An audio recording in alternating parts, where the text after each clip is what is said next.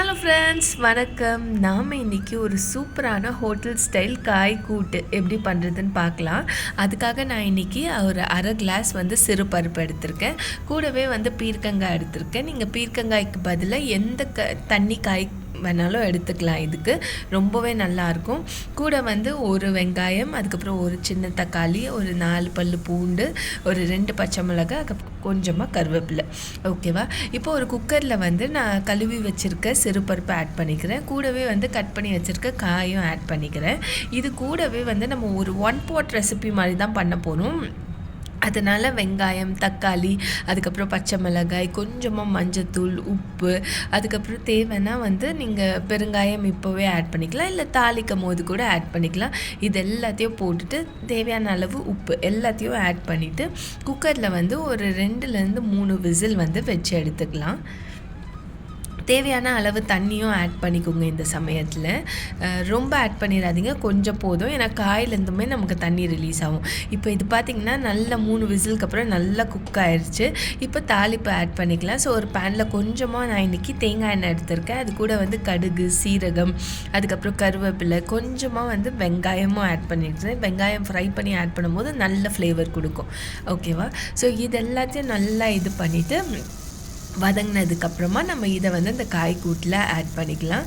இந்த சமயத்தில் உங்களுக்கு தேங்காய் வேணும்னா நீங்கள் ஆட் பண்ணிக்கோங்க, இல்லைனா இதோடையே நீங்கள் ஸ்டாப் பண்ணிக்கலாம். இந்த ஃப்ளேவரும் நல்லாயிருக்கும், பட் தேங்காய் ஆட் பண்ணும்போது இன்னுமே ஃப்ளேவர் என்ஹான்ஸ் ஆகும். ஓகேவா? ஸோ இதை நல்லா இப்போ வதக்கிட்டு நான் இந்த கூட்டோட ஆட் பண்ணிட்டேன். ஓகேவா? இதை ஆட் பண்ணிவிட்டு ஒரு நிமிஷம் இல்லை 2 நிமிஷம் அதை குக் பண்ணிவிட்டு நீங்கள் ஸ்டவ் ஆஃப் பண்ணிடலாம். இப்போ நான் தேங்காயும் ஆட் பண்ணுறது எப்படின்னா, கொஞ்சமாக தேங்காய் எடுத்துக்கலாம். அதுக்கப்புறம் ஒரு அரை டீஸ்பூன் சோம்பு, அதுக்கப்புறம் 2 வரமிளகாய், இது எல்லாத்தையும் எடுத்து நல்லா அரைச்சிட்டு இதையுமே நம்ம இந்த கூட்டோடு சேர்த்து நல்லா ஒரு 2 நிமிஷம் பக்கமாக நம்ம இதை கொஞ்சம் கொதிக்க விட்டு அதுக்கப்புறம் ஆஃப் பண்ணிடலாம். கடைசியாக நான் இன்றைக்கி பார்த்திங்கன்னா கருப்பு கொண்டக்கடலை வேக வச்சுருக்கேன். அதையும் இது கூட ஆட் பண்ணிக்கிறேன். ரொம்பவே நல்லாயிருக்கும். ஜஸ்ட் ட்ரை பண்ணி பாருங்கள். இதுதான் உங்களுக்கு அந்த நல்ல ஹோட்டல் டேஸ்ட் கொடுக்கும் இந்த கூட்டில். ஸோ கண்டிப்பாக ட்ரை பண்ணி பார்த்துட்டு எப்படி இருக்குன்னு கமெண்ட் பாக்ஸில் சொல்லுங்கள்.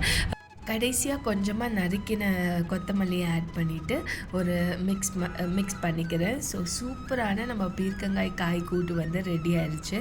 கண்டிப்பாக ட்ரை பண்ணி பார்த்துட்டு எப்படி இருக்குன்னு சொல்லுங்கள்.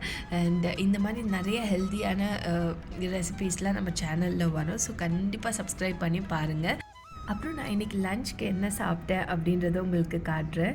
ஸோ இன்றைக்கி நான் பாவக்காய் பொரியல் பண்ணியிருந்தேன். கூடவே வாழைக்காய் வறுவல் மாதிரி பண்ணியிருந்தேன்.